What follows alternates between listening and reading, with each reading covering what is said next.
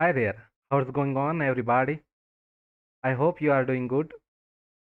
तो जैसे कि आप जानते हैं कि स्टैटिस्टिक ईडीए के लिए कितना ज़्यादा महत्वपूर्ण होता है और आप ये भी जानते हैं कि स्टैटिस्टिक के अंदर दो पार्ट होते हैं, एक डिस्क्रिप्टिव और एक होता है इन्फ्रेंशियल स्टैटिस्टिक्स। तो इस फिफ्थ लेक्चर में हम लोग डिस्क्रिप्टिव स्टैटिस्टिक कवर करेंगे। देन इसके बाद एक और जो चैप्टर होगा हम लोगों का, ये फिफ्थ चैप्टर है, सिक्स चैप्टर होगा, उसमें में भी हम लोग एक प्रॉब्लम स्टेटमेंट को सॉल्व करके देखेंगे। देन उसके बाद हम लोग मीन्स इन्फ्रेंशियल स्टैटिस्टिक के अंदर डीप डाइव करेंगे। तो टिल नाउ हमने क्या क्या कवर कर लिया है ये हम लोगों को पता होना चाहिए। तो देखते हैं क्या क्या हो गया है। तो ये हम लोगों ने फुल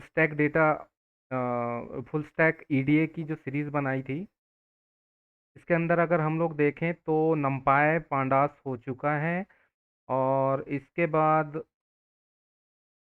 ओके, ये पांडास हो चुका है, NumPy, then pandas, then visualisation का part one part two, then हम लोगों ने ये प्रोजेक्ट किया था जो कि ईमेल एनालिसिस था। ये शायद चैप्टर थर्ड में था। और चैप्टर फोर्थ में हम लोगों ने डेटा ट्रांसफॉर्मेशन पढ़ा। फिर उसके बाद में हम लोगों ने नहीं पढ़ा है अभी, है ना। तो चैप्टर फिफ्थ हम लोग आज पढ़ने वाले हैं जो कि है डिस्क्रिप्टिव स्टैटिस्टिक्स। देन इस डिस्क्रिप्टिव स्टैटिस्टिक के अंदर ए मेजर ऑफ सेंट्रल टेंडेंसी पढ़ेंगे, measure of variability, measure of correlation, distribution, ये पढ़ेंगे। देन उसके बाद में हम लोग एक एक से बढ़ेंगे आगे, जैसे कि uniform distribution means all kind of distribution हम लोगों को पढ़ना है, इसीलिए यूनिफॉर्म डिस्ट्रीब्यूशन पढ़ेंगे, normal distribution, gamma distribution, exponential distribution, Poisson distribution, binomial distribution. Then उसके बाद the measure of central tendencies में आएंगे। उसके बाद मेजर ऑफ डिस्पर्सन पढ़ेंगे, फिर स्क्यूनेस पढ़ेंगे मीन्स डेटा का स्क्यूनेस, देन कोर्टोसिस उस पर अप्लाई करके देखेंगे, then what is percentile, then बाद में हम लोग पढ़ेंगे कि बॉक्स प्लॉट क्या यूज़ होता है हम लोगों। तो यहाँ पर ये है कि मैंने डेटा सेट पे आप लोगों के लिए लेक्चर डिज़ाइन तो कर लिया है। अब आगे मैं आप लोगों को ये बताना चाहूँगा कि स्टैटिस्टिक में डिस्ट्रीब्यूशन किस काम आता है। तो स्टैटिस्टिक में मोस्टली हम लोग क्या करते हैं कि डेटा सेट पे एनालिसिस करते हैं, ताकि हम लोग एक डेटा को, दो चीज़ें होती हैं, या तो डेटा ट्रांसफॉर्म करेंगे तो मशीन लर्निंग मॉडल को हम लोग फीड कर पाएंगे, और दूसरी बात यह है कि वो उससे जो भी इंफॉर्मेशन हम लोगों को मिलेगी, यानी कि हम लोग डेटा पे काम कर रहे हैं, उससे जो भी इंफॉर्मेशन मिलेगी, उस डेटा से जो भी इंफॉर्मेशन मिलेगी वो हम लोगों के सीनियर को हम लोग देंगे, ताकि वो किसी टाइप का डिसीजन उस डेटा के रिजल्ट से ले सकें। तो उसके लिए क्या होता है, ये समझना जरूरी होता है कि हम लोगों का डेटा कह क्या रहा है। तो उसके लिए बनाए गए हैं ये सारे डिस्ट्रीब्यूशन। जैसे आप ग्राफ प्लॉट करोगे या डेटा का स्क्यूनेस या बायसनेस ऑफ डेटा चेक करोगे, तो वो पता चलेगा कि आपका डेटा जो है, मेजॉरिटी ऑफ डेटा लेफ्ट की तरफ झुका हुआ है कि मेजॉरिटी ऑफ डेटा है जो वो राइट की तरफ झुका हुआ है, या नॉर्मली बीच में डिस्ट्रीब्यूटेड है, दोनों तरफ इक्वल है। ये पता करने के लिए हम लोग वो करते हैं। तो जैसे ये इतना ज़्यादा इम्पोर्टेंट है, जैसे पार्टी के पोल्स के थ्रू ये लोग कैसे पता लगा लेते हैं कि कौन सी पार्टी जीतने वाली है, या पास्ट डेटा को उठा करके हम लोग किसी भी चीज़ की आगे की होने वाली घटनाओं को कैसे पता लगा लेते हैं। तो ये चीज़ें होती हैं, इसीलिए हम लोग स्टैटिस्टिक का यूज़ करते हैं अपनी पूरी लाइफ में। स्टैटिस्टिक बहुत ज़्यादा इम्पोर्टेंट है, इसी से हम लोगों को पता चलता है कि आपका भविष्य क्या है, आप अगले 5 साल में कैसा बिहेव करने वाले हो, उसके अगले 5 साल, पिछले 5 साल तक की आपका बिहेव कैसा था, आप दो लोगों का बिहेवियर ऐसा ऐसा है तो आपके बच्चे का बिहेवियर क्या हो सकता है, उसकी क्या पॉसिबिलिटी है, ये सब हम लोग स्टैटिस्टिक के थ्रू निकालते हैं। और लाइफ टाइम एग्जांपल्स भी मैं करूंगा आगे, ये सीरीज खत्म होने के बाद में। हम लोग अभी चैप्टर 5 में हैं बस, और 12 चैप्टर हैं टोटल। उसमें आप डेटा एक्सप्लोरेटरी डेटा एनालिसिस में मास्टर हो जाएंगे, आपको पूरी कहानी समझ में आ जाएगी कि हम डेटा को कैसे मैनिपुलेट करके किसी कंपनी की सेल्स को ग्रो कर सकते हैं या घटा सकते हैं या बढ़ा सकते हैं, इस टाइप से। तो चलो फिर चलते हैं हम लोग अपनी नोटबुक पे। देन हम लोग ट्राई करते हैं कि एक डेटा को कैसे समझते हैं। पहले तो मैं डिस्ट्रीब्यूशन के बारे में आप लोगों को बताता हूँ कि, यानी कि जो मैंने कहा कि डिस्क्रिप्टिव स्टैटिस्टिक्स, तो वो क्या होता है, तो इसका डेफिनेशन आप समझ लो एक बार, और जैसे कि मैंने कहा था मैं वैसे ही करूंगा। Descriptive statistic is a branch of statistics that involves analyzing, summarizing, and describing a data set using measures such as central tendency, variability, and correlation. समझे आप? इसको आप एज इट इज रट लेना, या फिर जैसे भी है आप याद कर लेना, वैसे तो मैं प्रैक्टिकली बता रहा हूँ तो हो जाएगा। अगर और कंसाइज वे में देखें तो the purpose of descriptive statistics to provide a clear and concise summary of a data set that allows researchers to understand the communication, the main feature of the data set like that. Okay, तो ये चीज होती है। तो हम लोग देखते हैं कि डिस्क्रिप्टिव स्टैटिस्टिक का यूज़ हम लोग अपनी डेली लाइफ में कैसे कर सकते हैं। तो ये तो हमारा स्टार्टिंग हो गया कि हम इस पूरे चैप्टर में क्या सीखने वाले हैं। लेकिन हम फर्स्ट सीखेंगे what is uniform distribution, means पहले हम डेटा डिस्ट्रीब्यूशन के बारे में पढ़ेंगे ना।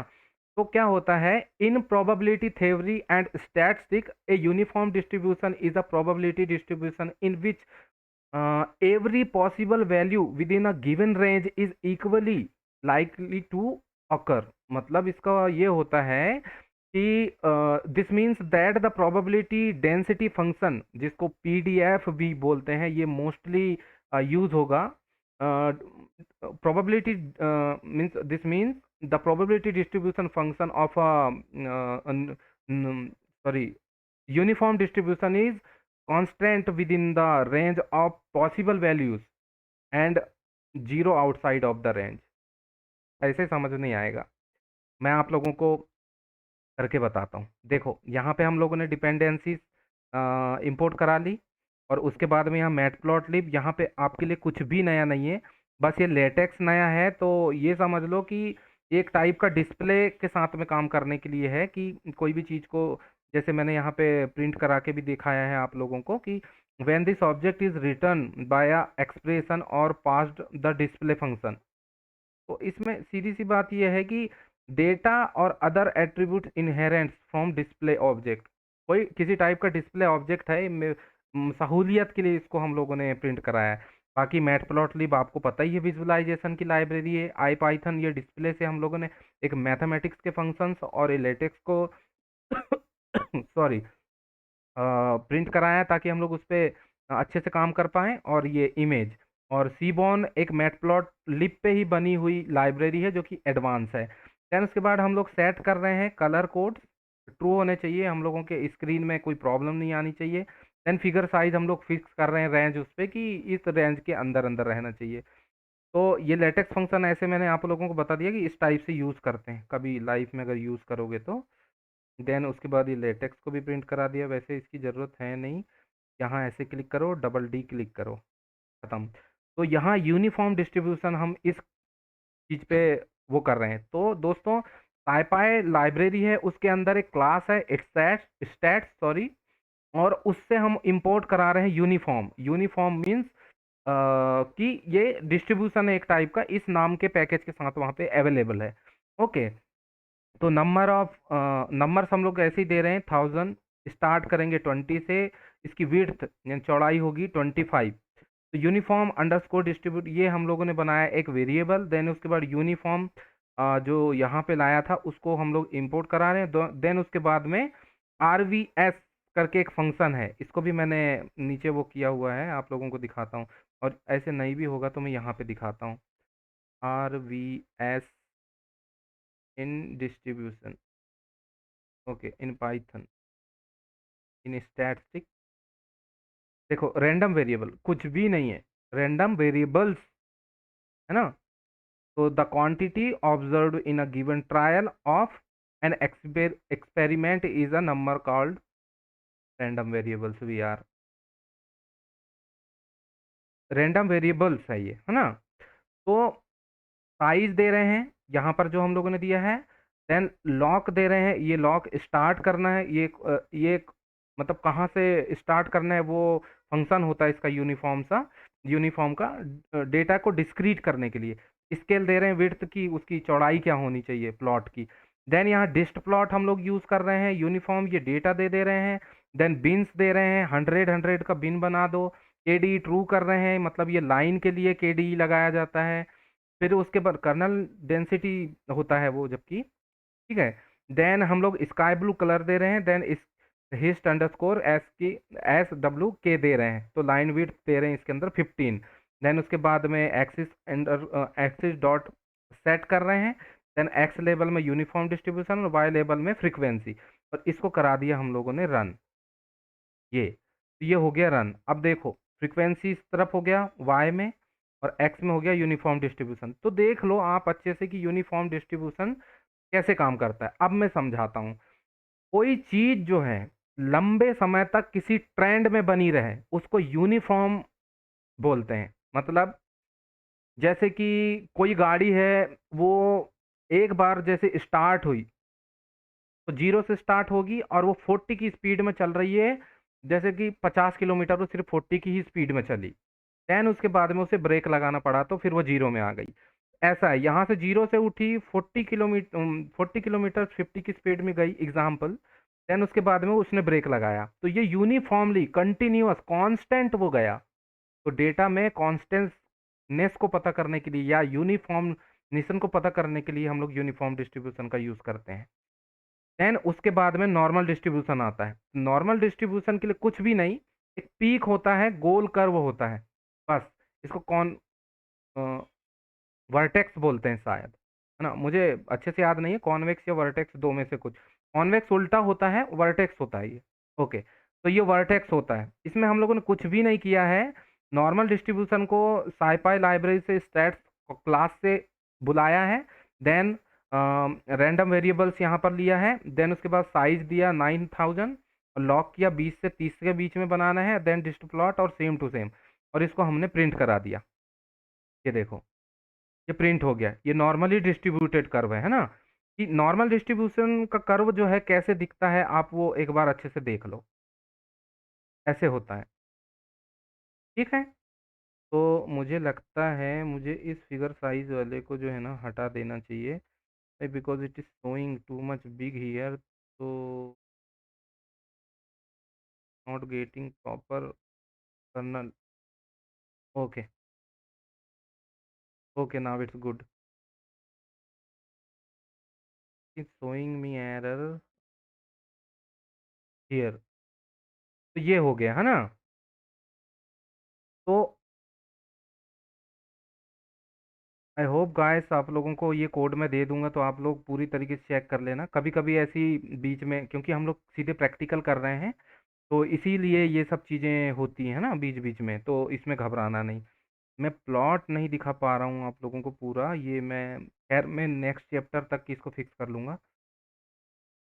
और मैं चाहता हूँ कि ऐसे हो जाए, तब ठीक रहेगा। ओके, नाउ मे भी मुझे भरोसा है कि आपको ये दिख पा रहा होगा। यस, यस, ठीक है। तो ये था नॉर्मल डिस्ट्रीब्यूशन का कर्व, वो सॉरी यूनिफॉर्म का। और ये है नॉर्मल डिस्ट्रीब्यूशन का कर्व, है ना। अब हम लोग आगे आते हैं। ये मेथड्स निकाल के दिखाना सिखा रहा था, यहाँ भी सिखा ही रहा था, नहीं चला वो। तो ये गामा गामा डिस्ट्रीब्यूशन के बारे में जैसे मैंने कहा था, तो मैं आप लोगों को ब्रीफ इंट्रोडक्शन दे देता हूँ कि नॉर्मल डिस्ट्रीब्यूशन क्या होता है। आपको समझ में आया? ओ सॉरी, यूनिफॉर्म यूनिफॉर्म तो समझा दिया। नॉर्मल डिस्ट्रीब्यूशन की डेफिनेशन।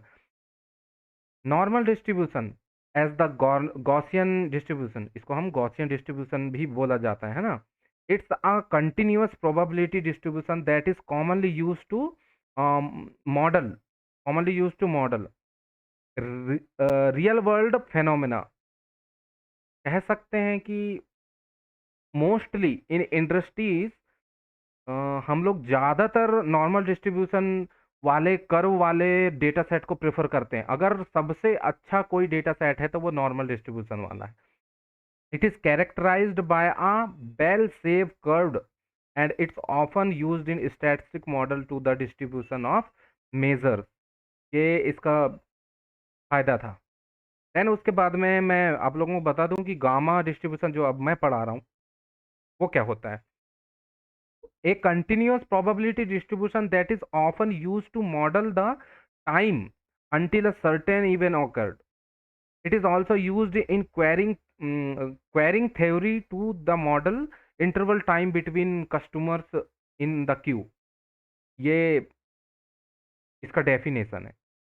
तो मैं आप लोगों को अब इसको परफॉर्म करके बताता हूँ। सीधी सीधी बात मैं बताऊँ आप लोगों को, तो गामा डिस्ट्रीब्यूशन है जो वो क्यू मीन्स लाइन होता है उसको देखने के लिए, और स्क्यूनेस को देखने के लिए कि भाई किस तरफ क्या हो रहा है, यानी बायसनेस। एक दो डेटा सेट होता है, और नेक्स्ट लेक्चर में मैं डेफिनेटली दोस्त आप लोगों के लिए क्या है कि नोटपैड खरीद ले आऊँगा और उसमें समझाऊँगा, है ना? तो ज़्यादा अच्छे से समझ में आएगा। तो जब तक हम लोग इसको देखते हैं कि गामा डिस्ट्रीब्यूशन किस टाइप से काम करता है, तो गामा डिस्ट्रीब्यूशन के लिए बस हमें गामा वेरिएबल लगाना है और बस प्रिंट कराना है।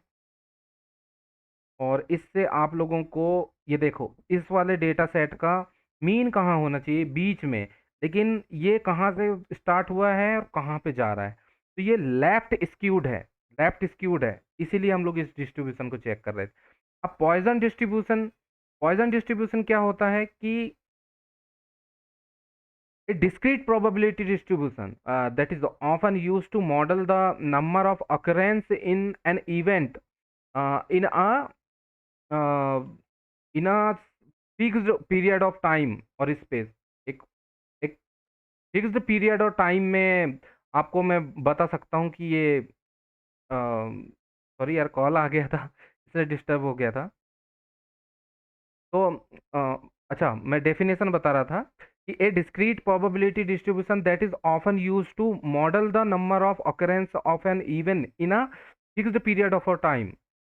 और स्पेस भी, स्पेस मतलब ऐसा बोलते हैं कि टाइम एंड स्पेस ऐसा एक वर्ड ही है इसके लिए यूज़ किया जाता है। जैसे कि हम लोग ये बोलें कि टाइम सीरीज डेटा के लिए तो टाइम स्पेस नाम का वर्ड बहुत यूज़ होता है। वो कुछ नहीं, एक टाइम और उसके लॉग्स बताता है। लॉग्स क्या होते हैं कि बीच में टाइम इंटरवल जो होता है ना, 2 से 5, 5 से 6, उसके बीच में जो डिस्टेंस होगा उसको लॉग बोलते हैं। वही है टाइम एंड स्पेस, और कुछ नहीं।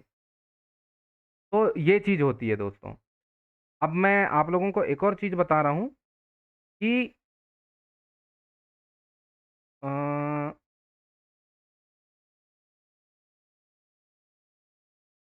पॉइज़न डिस्ट्रीब्यूशन को प्रिंट कराने के लिए बस हम लोग पॉइज़न बुलाएंगे, देन उसके बाद में पॉइज़न को यहाँ पर रखेंगे और सेम सेम कोड पे हम लोग इंटर करा देंगे। It will show you one kind of graph, that's it. इसका कोई भी लेना देना नहीं है।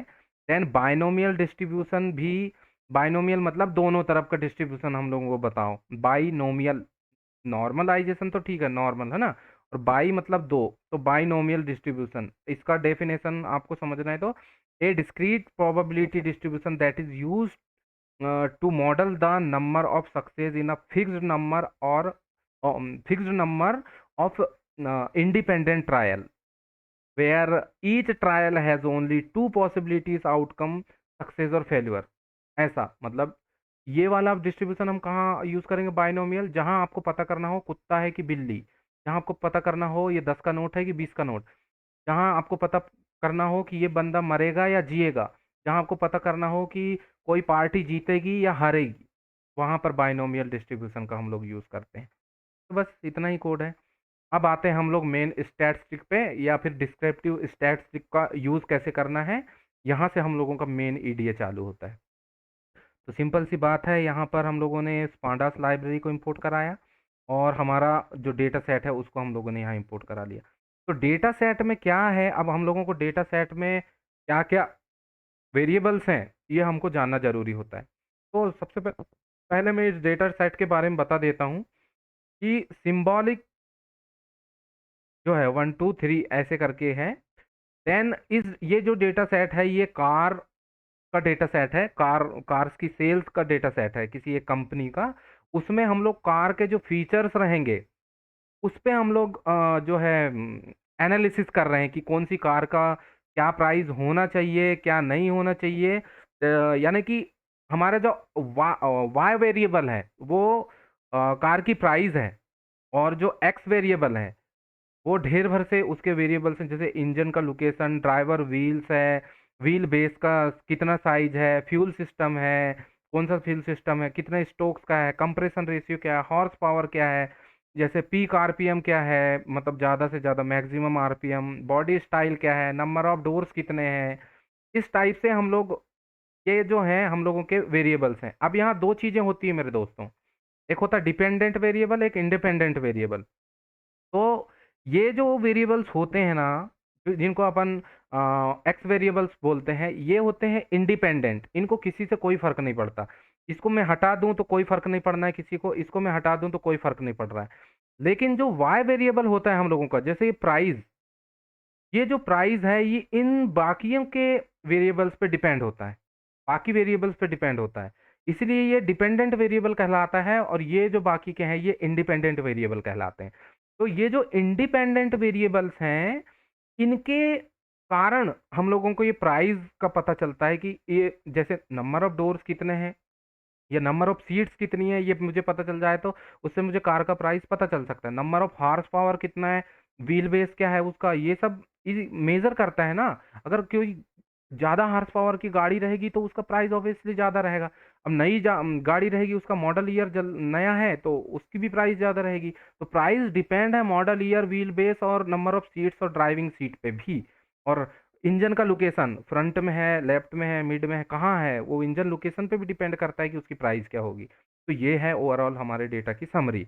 अब हम देख लेते हैं कि हमारे पास डेटा के टाइप्स क्या क्या हैं, डेटा के कॉलम्स का टाइप क्या क्या है, उस डेटा सेट में हमें क्या क्या इन्फॉर्मेशन है किस टाइप की। तो सबसे पहले ईडीए परफॉर्म करने में हम लोग इस चीज़ को चेक करते हैं।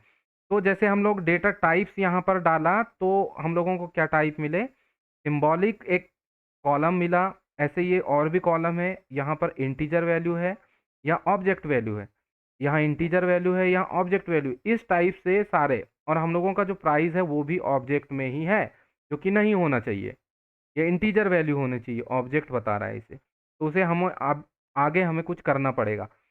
तो डेटा क्लीनिंग मतलब, कई बार क्या होता है, जैसे हम लोगों ने डेटा को अच्छे से देख लिए, ये देखो यहाँ पर कुछ भी नहीं दिया है, नॉर्मलाइज्ड लॉस जो लिखा हुआ है वहाँ यहाँ देना चाहिए था जैसे दूसरे कॉलम्स में, लेकिन यहाँ पर एक कैरेक्टरिस्टिक कैरेक्टर दे दिया हुआ है, स्पेशल कैरेक्टर जो हम लोग बोलते हैं। या फिर कई जगह में देखना कि यहाँ पे कैरेक्टर्स हैं, यहाँ पर फ्लोटिंग पॉइंट में नंबर है, कई जगह इंटीजर भी हैं। यहाँ पर ये देखो ये इंटीजर है, यहाँ पर आप देखो कि ये फ्लोटिंग नंबर है। तो ये इस तरीके से काम तो नहीं चलेगा ना, हमें डेटा को एक सा बनाना पड़ेगा, सेम बनाना पड़ेगा, बिकॉज मशीन सिर्फ नंबर्स को समझ सकती है। ये मैंने आपको जो डेटा ट्रांसफॉर्म वाली जो लेक्चर थी उसमें मैंने आप लोगों को बताया था, जो कि शायद पिछला ही चैप्टर था, चैप्टर 4। तो डेटा ट्रांसफॉर्मेशन क्यों जरूरी है अब आपको समझ में आएगा। तो यहाँ टाइप हम लोगों ने चेक कर लिया, देन हम लोगों को डेटा को क्लीन करना है। तो ये जो प्राइस का जो कॉलम है, देखो कैसे निकलता है, मैं बताता हूँ। यहाँ पर मैं आप लोगों को बताता हूँ कि ऐसे प्रैक्टिकल करके बता। ये डेटा आया, इस डेटा में मुझे प्राइस का जो कॉलम था जो लास्ट में है हम लोगों के, उसको निकालना है। तो ये देखो प्राइस का डेटा फॉर्म निकल गया। इस पे मुझे स्ट्रिंग फॉर्मेट यूज़ करना है। तो डॉट str इस पे लगाया मैंने, तो ऐसे ये अभी काम नहीं कर रहा है क्योंकि मैं आगे इस पे कोई फंक्शन नहीं लगाया हूँ। जैसे मैं यहाँ करूँगा डॉट इज न्यूमेरिक, देखो दोस्तों लेक्चर लंबा होगा क्योंकि ये बहुत इंपॉर्टेंट है ना। इज न्यूमेरिक, तो ये काम नहीं कर रहा है क्योंकि प्राइस में क्या था, ऑब्जेक्टिव टाइप का डेटा था। ये देखो ऑब्जेक्टिव टाइप का डेटा था, इसीलिए। अब इसका हम यूज़ क्यों कर रहे हैं कि वो अगर ऑब्जेक्टिव टाइप का डेटा है ना, तो उसको काउंट कर दो, नहीं तो छोड़ दो,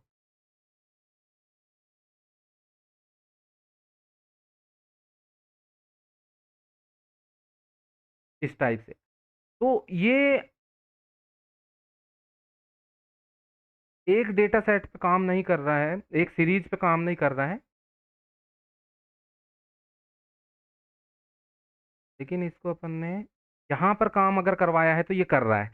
तो यहाँ पर क्या है कि अपन को क्या करना है कि यहाँ पर find out all the number of values which are not numeric. मतलब यहाँ पर ये कर रहे हैं अपन कि जो भी ऑब्जेक्टिव कॉलम है, ऑब्जेक्ट वाला, उसको अलग करना है अपन को इस वाले कॉलम के अंदर। और इस वाली जगह में क्या कर रहे हैं, जो कि मतलब वो वैल्यूज को निकालो, लिस्ट आउट कर दो। वहां तो ढूंढ रहे हैं, यहाँ लिस्ट आउट कर दो कि कौन से नॉन न्यूमेरिक हैं, इस टाइप से, है ना। अब आगे जो है, मिसिंग वैल्यू को हम लोग फाइंड करने की कोशिश कर रहे हैं यहाँ पे। Mean of the price and convert the data type of the integer, इस टाइप से। तो जो जो न्यूमेरिकल टाइप का डेटा टाइप है और जो मिसिंग डेटा नहीं है, और वो प्राइस वाले कॉलम में हम लोग सिर्फ एक टेस्ट कर रहे हैं, सारे हम लोग डेटा फ्रेम में करने वाले हैं, उसको आप यहाँ से कर दो, क्लीन कर दो। क्या क्या कंडीशन दिया हम लोगों ने, एक तो न्यूमेरिक नहीं होना चाहिए, दूसरा उसको हम लोग कन्वर्ट कर रहे हैं न्यूमेरिक में, यानी स्ट्रिंग टाइप का ऑब्जेक्ट है, उसको हम लोग न्यूमेरिक में कन्वर्ट कर रहे हैं। अभी कैसे कर रहे हैं मैं बता रहा हूँ। यहाँ पर हम लोगों ने कॉलम ले लिए, लॉक कर दिए उस कॉलम को, और अगर ये वाला वैल्यू उस पर मिलता है तो उसको यहाँ पर सेट कर दो, प्राइस करके जो हम लोगों का कॉलम है उस पे। अब उसका मीन निकालना है, क्यों? क्योंकि हम लोगों को मीन से फिल करना पड़ेगा उसे। तो यहाँ पर हम लोग क्या कर रहे हैं, now come to the P mean. तो यहाँ पर प्राइस डॉट एज टाइप में स्ट्रिंग लिया, dot as type int dot mean, मतलब उनका मीन निकाल दिया हम लोगों ने। फिर उसके बाद उसको प्राइस कॉलम में स्टोर करना है, और रिप्लेस कर रहे हैं किसको, इस वाली चीज को पी मीन से।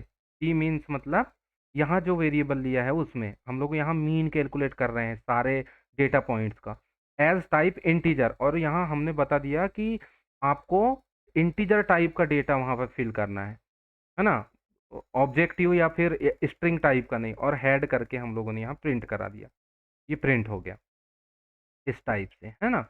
फिर हम लोग आगे आते हैं, cleaning the horse power loss field. ये जो फंक्शन, ये जो कॉलम है horse power column, horse power, देखो करके बताता हूँ, ये वाला कॉलम, इस कॉलम में इज नल करके देखते हैं। अरे इज नल, देखो यहाँ तो फॉल्स है, लेकिन काफ़ी जगह डॉट कम करके देख, नहीं है। तो यहाँ पे क्या कर रहे हैं, clean the horse power loss field. अच्छा, लॉस फील्ड को हम लोग क्लीन कर रहे हैं इसमें। आपको ये डेटा का कोड पूरा मैं दूंगा, क्योंकि ऐसे समझा पाना बहुत कुछ अ, मतलब छूट जाता है ना। तो बस सेम चीज़ हम लोग कर रहे हैं, बस यहाँ पर हॉर्स पावर का, शायद मैं इसको प्रैक्टिकल कर रहा था इसीलिए इंक्लूड कर दिया। देन नॉर्मलाइज लॉस करके जो फंक्शन था वहाँ पर ये वाली वैल्यू थी, तो इसको मैं क्लीन कर रहा हूँ। टोटल हम लोग लगा रहे हैं कि जहाँ जहाँ भी क्वेश्चन मार्क्स हैं वहाँ पर हम लोगों को इसको फिल कराना है। तो यहाँ भी सेम है दोस्तों, डेटा फिल कर रहे हैं, यहाँ भी सेम है, ये बोर पे भी करा रहे हैं। देन उसके बाद स्टॉक कॉलम है, उसमें भी जितने भी कैटेगरिकल कॉलम है हम सब में मतलब क्वेश्चन मार्क को रिप्लेस कर रहे हैं, इससे मीन से। ये टोटल फंडा है अपना। अब देखो यहाँ जो डेटा है ये बढ़िया से हमारे पास में डिस्क्राइब होके आ गया, जो नया डेटा हम लोगों का बना है अब उस पे। तो डीएफ मैं प्रिंट कराऊं तो देखो यहाँ पर सारा का सारा, यहाँ जो क्वेश्चन मार्क्स थे वो चले गए हैं, और जहाँ जहाँ भी रहे होंगे वो सारे के सारे जा चुके हैं। तो ये क्वेश्चन मार्क्स गए, इसका मतलब ये है कि हमारा डेटा प्रिपेयर हो चुका है। डॉट डिस्क्राइब किए तो सारे न्यूमेरिकल कॉलम्स का उसने डिस्क्रिप्शन बता दिया, कहाँ मीन है, क्या है स्टैंडर्ड डिविएशन, कौन सा क्या क्वार्टाइल है, इस टाइप से। देन उसके बाद में हम यहाँ पे हमारा डेटा सेट अप पूरा प्रिपेयर हो गया है, और वो बहुत ईजी है, उस पर बिल्कुल भी मत जाना कोई भी। यानी कि एक तो प्रिपेयर डेटा भी कई बार मिल जाता है, डेटा प्रिपरेशन की टीम कभी कभी अलग होती है, तो वो करके भी देती है। अब यहाँ पर मेन बात ये आती है कि मेजर ऑफ सेंट्रल टेंडेंसीज हम लोगों को कैसे लगाना है। तो मेजर ऑफ सेंट्रल टेंडेंसीज क्या होंगी दोस्तों, कि इन statistic measure of central tendencies are used to describe the central location or typical value of a set of data. The three most common measure of central tendencies are in the statistic. Like first is mean, second median, third is mode. And why we use this? मैं अब आप लोगों को बताता हूँ. Mean is a simple average value, average of all. Okay. And median is mid value. And mode is frequent value. जो बार बार हमारे data set पे आई है वो मोड होती है. अभी अब मैं बता रहा हूँ आप लोगों को कैलकुलेट कैसे करना है. तो ये एक हाइट नाम का हम लोगों ने कॉलम उठाया है ना. ये हाइट नाम के कॉलम में हम लोगों ने बस कुछ नहीं, डॉट मीन फंक्शन अप्लाई किया और यहाँ मीन नाम के वेरिएबल में स्टोर कर दिया. डॉट मीडियन नाम का फंक्शन कॉल किया और मीडियन में स्टोर कर दिया, मोड पे मोड. इस टाइप से. तो ये मीडियन क्या बताएगा, देखो 53 पॉइंट ब्ला ब्ला ब्ला जो भी है ये मीन बता रहा है, मतलब एवरेज बता रहा है किसका, इस वाले हाइट कॉलम का. और हाइट कॉलम का जो पूरे डेटा पॉइंट्स में मीडियम जो होगा, जैसे मेरे पास में 5 हैं, 1 2 3 4 5, तो इसके बीच की वैल्यू क्या होगी 3, 2 इधर और 2 इधर, उस टाइप से. तो ये 54 जो है वो उसका मीडियम वैल्यू है, बीच की वैल्यू है. और मोड जो सबसे ज़्यादा उस डेटा सेट में रिपीट हुई है वो है 50.8. इस टाइप से मेजर ऑफ सेंट्रल टेंडेंसीज का हम लोग यूज़ करते हैं. अब एक और चीज़ है, हम लोग इसको काउंट भी कर सकते हैं कितना वैल्यूज़ हैं उसमें, इस टाइप से. तो इसमें हम लोगों ने देखा है कि एक प्लॉट के थ्रू हम लोग काउंट करने की कोशिश कर रहे थे. तो जैसे कि आप जानते हैं मैटप्लॉटलिब यहाँ पे इंपोर्ट कराया और उसके बाद में एन लार्ज नाम का एक वैल्यू जो कि ज़्यादातर आया है उसको 30 काउंट तक की आप काउंट करो, dot plot. Sorry. Then kind of किस टाइप का आप बार चाहते हैं वो बार. देन उसके बाद ये, तो ये जो डॉट मेक नाम का जो कॉलम है हम लोगों का, इस कॉलम पे हम लोग कर रहे हैं. ये फंक्शन मत समझ लेना दोस्तों, ये मेक नाम का कॉलम है. ओके. जैसे मैं आप लोगों को प्रिंट करके दिखाता हूँ, मेक नाम का कॉलम है अपने डेटा सेट. ये देखो, तो ये वॉल्वो की बस है, इसमें ये अल्फा रेमरो ऑडी इस टाइप का है ना. तो इस पे और आपको डिस्ट्रीब्यूशंस देखने हैं तो मैं दिखा, हेड हेड दिखाओ 10. ये देखो ऑडी तक की, यहाँ तक की ऑडी है. और भी अगर आप चेक करना चाहो, देखो ये सारे अलग अलग हैं ना, होंडा, मोजडा, शेवरोलेट, बीएमडब्ल्यू, ऑडी, ये कॉलम है. इस कॉलम पे हम लोगों ने dot under value underscore count लगाया. देन उसके बाद ऑन एनलार्जेस्ट लगाया 30 तक. प्लॉट काइंड ऑफ बार और फिगर साइज दे दिया, टाइटल दे दिया, वाई लेबल और एक्स बार दे दिया और प्रिंट करा दिया. ये बन गया हम लोगों का बार. तो यहाँ 30 की लाइन तक की प्रिंट कराना. सबसे ज़्यादा क्या है, टोयोटा 30 बार ज़्यादा है, निशान इतना है, ये जो भी है यहाँ इतना है. इस टाइप से सारों का वो देख पा रहे हैं हम लोग. तो ये centre major of central tendencies. बस समराइज करते हैं कि कैटेगरी में कि व्हील ड्राइव जो कॉलम है हम लोगों के पास में, उस पे कौन कितना है, मतलब किस टाइप का है. देखो हम लोग ईडीए कर रहे हैं, एक्सप्लोरेटरी डेटा एनालिसिस. हम लोग एनालिसिस कर रहे हैं अपने डेटा सेट का कि उस पे क्या है. तो each and every column we should go inside that and we should find what is inside that, what our data set want to say to us. ये चीज होती है ना. तो ये मतलब ये जो ड्राइव हाइफन व्हील करके जो कॉलम है उसका वैल्यू काउंट करा रहे हैं. तो यहाँ पर आपको पता चलेगा कि 3 टाइप की वैल्यूज हैं, फॉरवर्ड व्हील, रियर व्हील और 4 व्हील ड्राइव. तो फॉरवर्ड व्हील वाली कितनी है 118 और रियर व्हील वाली कितनी है 76 और 9 है 4 व्हील ड्राइव. तो इस टाइप से आपको पता चला. देन यहाँ पर है स्टैंडर्ड डिविएशन. देखो अब आ गए अपन क्या है मेजर ऑफ डिस्पर्सन में. अभी तक की मीन मीडियन मोड हम लोगों ने पढ़े क्या, मेजर ऑफ सेंट्रल टेंडेंसी. तो ये निकालना जरूरी है. क्यों निकालना जरूरी, कितनी जानकारी मिली हम लोगों की, 2-3 कॉलम में परफॉर्म करें. अगर आप इसको सारे कॉलम, सारे न्यूमेरिकल कॉलम्स या कैटेगरिकल कॉलम्स में आप करोगे तो आपको कितनी वैल्यूज पता चलेंगी. तो मेजर ऑफ डिस्पर्सन में, अब मेजर ऑफ डिस्पर्सन क्या होता है आप लोगों को मैं पहले बता देता हूँ कि मेजर ऑफ डिस्पर्सन क्या होता है. तो नोट डाउन कीजिए कि In statistic measure of dispersion are variability variability that are used to describe how spread out or dispersed data set of problem. नहीं समझ में आएगा ऐसे, मेरे को भी कठिनाई होती है ऐसे रट के बोलने में। तो उस पे ऐसा रहता है कि स्टैटिस्टिक में मेजर ऑफ डिस्पर्सन क्या करता है, वेरिएबिलिटी, कैसे वो जिगजैग अपना डेटा सेट गया है वो चेक करता है उसमें। तो वो क्या डिस्क्राइब करता है कि हमारा जो डेटा सेट है वो कैसे फैला है, कि ऊपर गया है, नीचे गया है, दाएं दाएं में है, बाएं में है। तो इसमें हम लोग क्या क्या पता करते हैं कि रेंज क्या है, कहाँ से स्टार्ट हुआ है, मतलब 0 से स्टार्ट हुआ है 100 तक या उसके बीच में कहीं है। वेरिएशंस वो पता करता है, वेरिएंस पता करता है कि आगे गया है, ऊपर गया है, नीचे गया है, सडनली नीचे गया है कि आगे गया है, सेल्स उठी हैं कि गिरी हैं, ये सारी चीजें। स्टैंडर्ड डिविएशन की उसका एवरेज जो मान आएगा, उस एवरेज मान से किसी स्टैंडर्ड डिविएशन कितने स्टैंडर्ड डिविएशन है, मतलब हम प्लॉट में अगर देखें तो कितनी दूरी पर वो डेटा पॉइंट लाई करता है। ये सब हम मेजर ऑफ डिस्पर्सन में चेक करते हैं। कैसे चेक करते हैं, चलो आओ देख। तो स्टैंडर्ड डिविएशन ये जो है एस टी डी करके यहाँ पे लिखते हैं हम लोग, ये फंक्शन है। तो D F dot standard deviation, हम पूरे डेटा सेट का स्टैंडर्ड डिविएशन प्रिंट करते हैं। तो सारे कॉलम्स का स्टैंडर्ड डिविएशन ये 1 बाई 1 प्रिंट करेगा। इसको मैं हटा देता हूँ 1 मिनट, ठीक है। तो ये सारे कॉलम्स का स्टैंडर्ड डिविएशन प्रिंट करा दिया इसने। तो सिंबॉलिक का इतना है, नॉर्मलाइज्ड लॉस का इतना है, व्हील बेस का इतना है, लैंग्वेज का सॉरी लेंथ का इतना है, विड्थ का इतना है, हाइट का इतना है। इस टाइप से सारों का स्टैंडर्ड डिविएशन पता चल गया। स्टैंडर्ड डिविएशन क्या होता है, मीन से कितने दूरी पे वो डेटा सेट लाई कर रहा है, वो कॉलम लाई कर रहा है, उसका मीन जो है कहाँ लाई कर रहा है, इस टाइप से। अब यहाँ एक और स्टैंडर्ड डिविएशन पर्टिकुलर कॉलम पे हम लोग को कर रहे हैं। लॉग फंक्शन क्या क्या लेता है, रोज लेता है।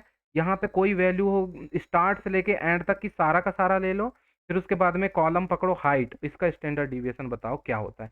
तो ये स्टैंडर्ड डिविएशन इसका बता दिया पर्टिकुलर कॉलम का। अब अपन चेक करके देखते हैं कि हाइट जो है ये वाली, देखो इसकी इसकी और उसकी वैल्यू लगभग सेम सेम ही है। अब अगला हम लोगों का आता है मेजर ऑफ वेरिएंस।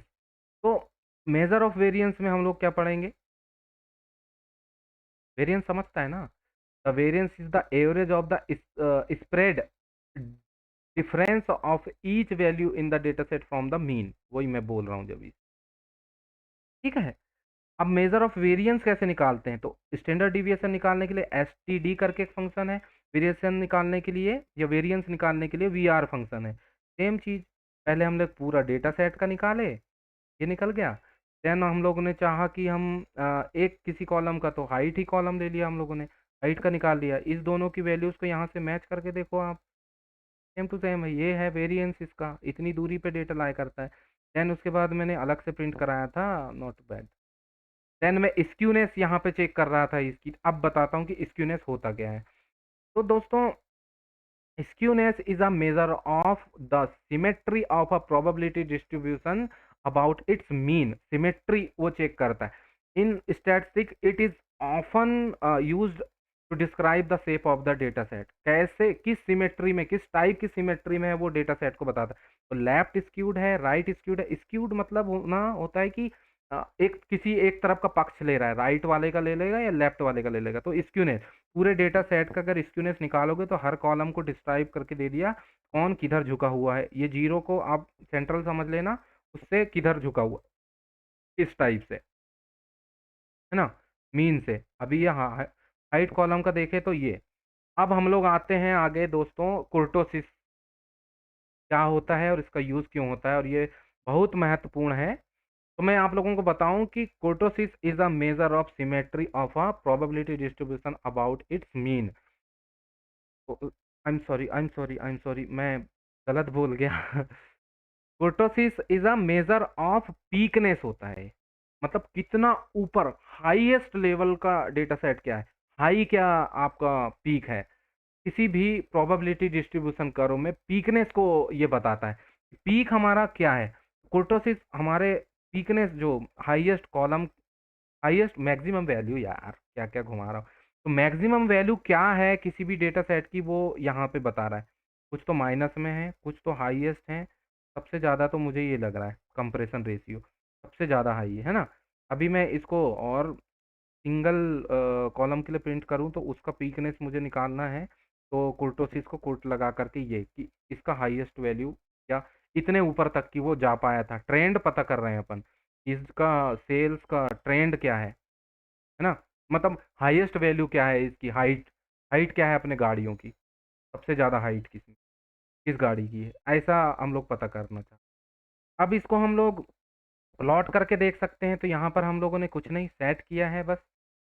और मैं नहीं चाहता कि आरसी पैरम्स का यूज़ करूँ यार। जब मैं यूज़ कर रहा था तभी अच्छा चल रहा था, लेकिन बाद में फिगर्स में प्रॉब्लम कर रहा है, तो इसका मैं यूज़ नहीं कर रहा हूँ। आरसी पैरम्स मैंने बताया था आपको विजुअलाइजेशन की सीरीज में, आप जाके देख लेना, सेट भी वहाँ पे मैंने डिस्क्राइब किया है। तो हम लोग रिलेशनशिप देखेंगे दो किसी कॉलम का। सबसे पहले मैं आप लोगों को प्रिंट करा के बता देता हूँ। EF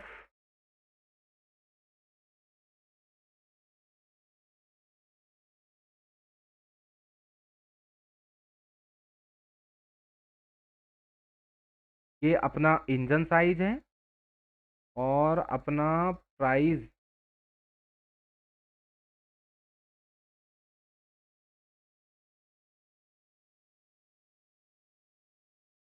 ये अपना प्राइस है। इन दोनों का के बीच में रिलेशनशिप देख रहे हैं कि कैसी है। स्केटर प्लॉट टाइटल दे दिया, एक्स लेबल दे दिया कि एक्स में क्या है, वाई में क्या है, कौन सा कॉलम किस एक्सिस में है। इसको प्लॉट करा। अब देखना प्राइस यहाँ से 50 से लेके 300 के बीच में लग रही है। और यहाँ पर देखना इंजन का साइज 5000 सीसी से लेके 45,000 सीसी तक की है।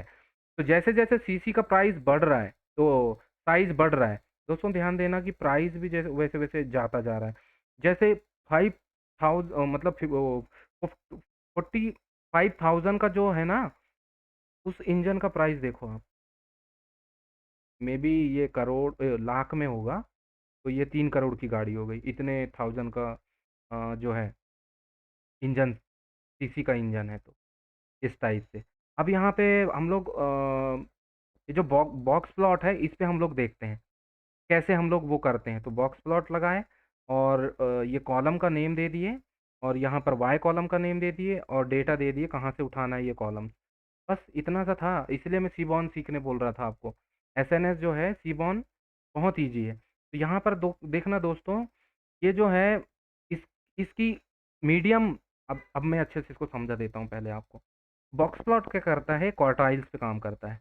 ये रियर व्हील है, ये फॉरवर्ड व्हील है, ये फोर व्हील ड्राइव है। अब इनने तीनों के लिए बना दिया बॉक्स प्लॉट। क्या बताएगा, ये 0, ये 100, यहाँ पे 0, ये 100, ये 0, ये 25, ये 50, ये 75, ये 100, ऐसे। तो वैल्यूज जो मिड में होती है वो 50 होती है ज़्यादातर, यानी एवरेज। और उसके राइट साइड में 75 और लेफ्ट साइड में रहता है 25। तो फर्स्ट क्वार्टाइल ये होता है, सेकंड क्वार्टाइल इसके बीच, थर्ड क्वार्टाइल इसके बीच और फोर्थ क्वार्टाइल इसके बीच। ये क्वार्टाइल मैंने बताया भी था। तो यहाँ इसके बीच में इसका डेटा है ही नहीं। रियर व्हील वाले का सीसी जो है वो ज़्यादा है, देखो इधर। और फॉरवर्ड व्हील वाले का भी सीसी इससे ज़्यादा है, एवरेज से ज़्यादा। और फॉरवर्ड फोर व्हील वाले का भी यहाँ। तो ये कुछ आउटलायर्स हैं जिनकी प्राइस जो है बहुत ज़्यादा है ना। ऐसे अपन पता करते हैं इसका। अब ये तो कोई बात नहीं है, इसको ऐसे ही मैं चेक कर रहा था। परसेंटाइल, दोस्तों परसेंटाइल क्या होता है कि कितने नंबर ऑफ पार्टिसिपेंट ने पार्टिसिपेट किया, उसमें से उस पर्टिकुलर चीज की रैंक क्या है, वो होती है परसेंटाइल। तो अपन यहाँ पे 30th परसेंटाइल कैलकुलेट करने की कोशिश कर रहे हैं इस हाइट वाले की। तो एनपी डॉट परसेंटाइल लगा दिए और हाइट, यहाँ जो हम लोगों ने डेट कॉलम को कॉल किया है, इस पे हमको 30th परसेंटाइल कॉल कराना है। मतलब इस वाले जो हाइट कॉलम में, ये जो हाइट का कॉलम है अपने पास में, इस हाइट के कॉलम में ये जो है हाइट के कॉलम, इसमें कितने 203 रो हैं, है ना।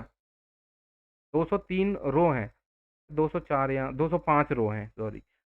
यहाँ लेंथ 203 ही बता रहा है, why I don't know, but यहाँ से 0 से स्टार्ट किया हुआ है और 204 यहाँ है तो 205 हुए ना। आई don't know what is happening here, it's not my fault. तो मासूम हूँ यहाँ पर। तो यहाँ पर मैं जानना चाहता हूँ कि इन सब में वो नंबर कौन सा है जो फर्स्ट, सबसे बड़ा फर्स्ट, उसके बाद में सेकंड, ऐसे 30th नंबर का कौन सा है जिसने सबसे ज़्यादा 30 नंबर का जो है परसेंटाइल गेन किया है।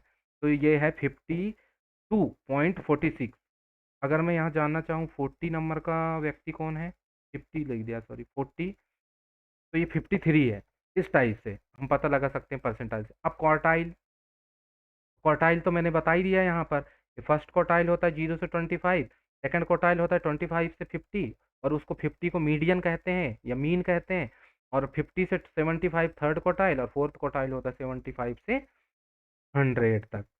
तो क्वार्टाइल्स ऐसे होते हैं। अब यहाँ पे एक टर्म आता है इंटर क्वार्टाइल रेंज, मतलब दो क्वार्टाइल्स के बीच का जो भी होता है उसको इंटर क्वार्टाइल रेंज बोलते हैं। और इंटरपोलेशन भी उसी को बोलते हैं, याद रखना। मैंने इंटरपोलेशन लास्ट लेक्चर में आपको बताया था, पिछले चैप्टर में।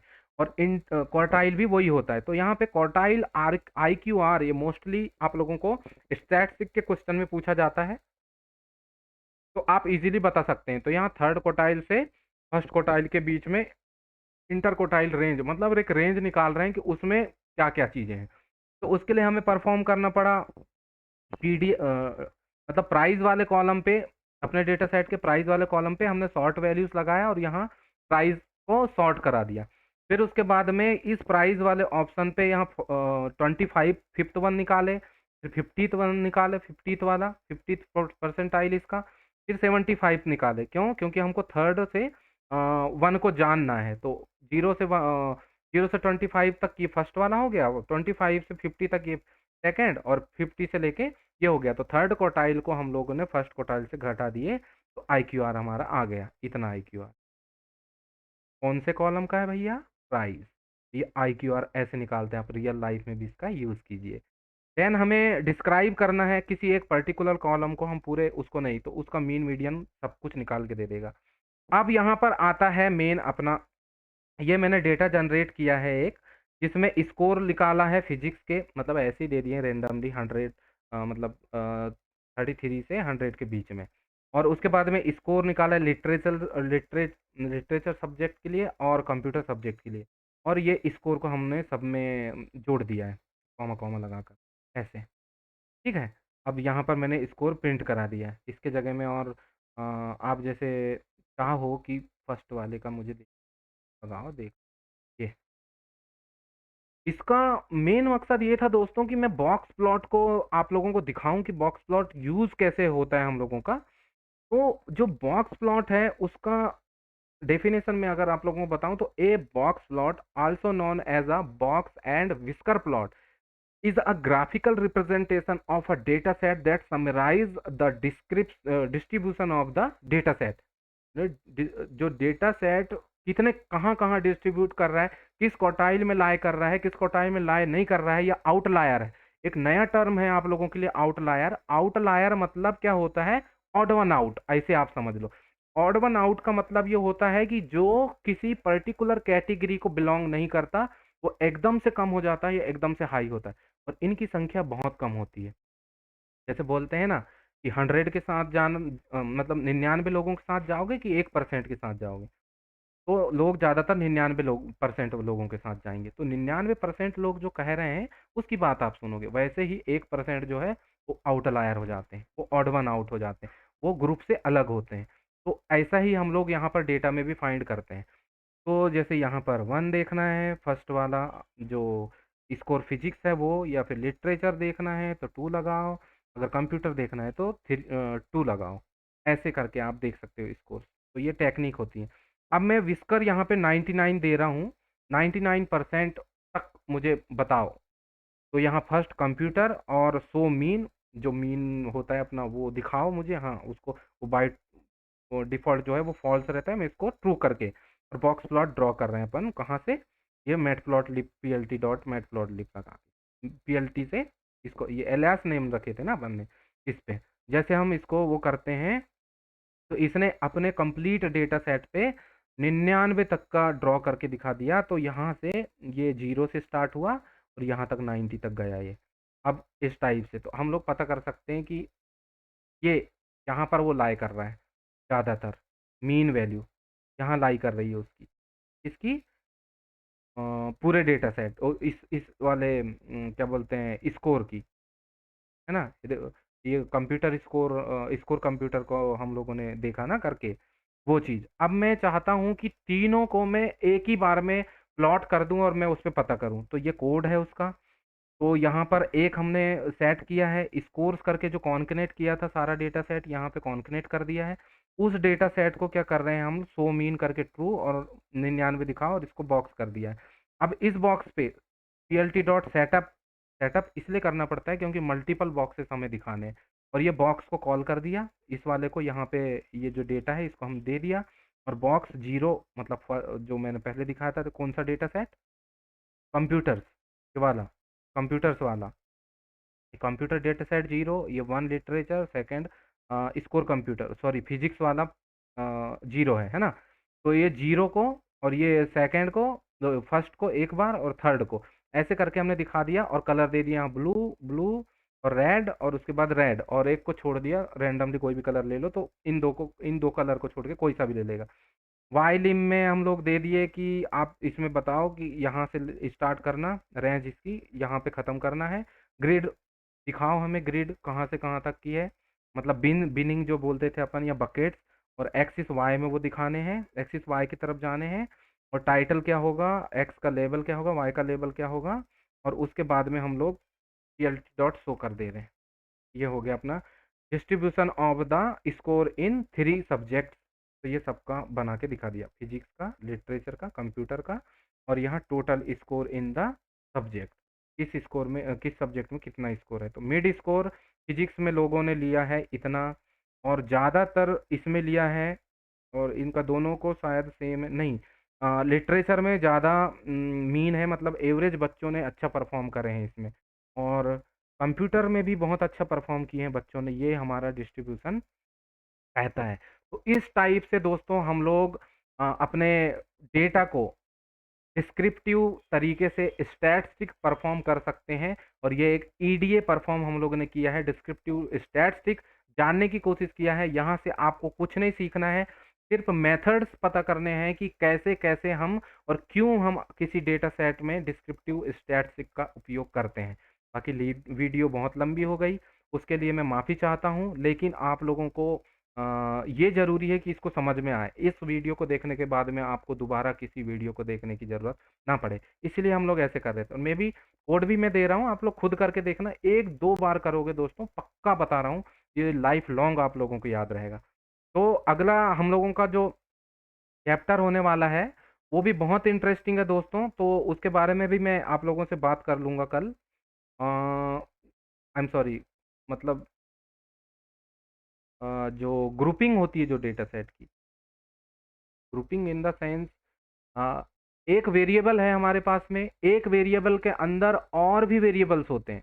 जैसे कि मैंने बताया था कि एक जैसे ह्यूमन है, ह्यूमन के अंदर कैटेगरी आएगा, क्या आएगा कि चाइल्ड है, एडल्ट है, या फिर ओल्डर है, यंगर है, ऐसे करके ढेर भर के कैटेगरी एक ह्यूमन कैटेगरी के अंदर आ सकता है। या गर्ल है, बॉय है, ट्रांसजेंडर है। तो ये इनके वैल्यूज हैं, एक कॉलम के अंदर बहुत सारे ऐसे हैं, जैसे 1000 वैल्यूज हैं, लेकिन हमारे पास 3 ही कैटेगरी है एक कॉलम के अंदर। तो कैटेगरी वाइज कैसे ग्रुपिंग करते हैं, किसी भी डेटा सेट के अंदर कैसे ग्रुपिंग करते हैं, उसको मैनिपुलेट कैसे करते हैं। कि जब लार्ज अमाउंट ऑफ डेटा में आप जब काम करोगे किसी कंपनी के लिए ना, जैसे सेल्स हुए, तो नवंबर में क्या क्या सेल्स हुए, नवंबर नाम का एक कॉलम है, उसके अंदर कार्ड से या क्रेडिट कार्ड से या फिर डेबिट कार्ड से या वीजा से या मास्टर से ऐसे कैटेगरीज होंगी। उन कैटेगरीज को ग्रुप वाइज करोगे, मास्टर कार्ड वालों को अलग अलग करोगे, और वीज़ा कार्ड वालों को अलग अलग करोगे, उसके बाद में डेबिट कार्ड वालों को अलग अलग, क्रेडिट कार्ड वालों को अलग अलग। तो ये ग्रुपिंग करनी होती है हमें डेटा सेट के अंदर। तो वहाँ पर एसक्यूएल की क्वेरीज बहुत काम आती हैं, लेकिन हम पाइथन से भी इसको कर सकते हैं। तो वो कैसे आप परफॉर्म करोगे ईडीए के अंदर, वो हम कल सीखने वाले हैं, तो नेक्स्ट लेक्चर में, सॉरी। तो बहुत बहुत आपका उसमें फ़ायदा होने वाला है, तो अपने दोस्तों को भी इन्वॉल्व कीजिए और ग्रुप बना के पढ़िए। Till then take care, bye bye, see you.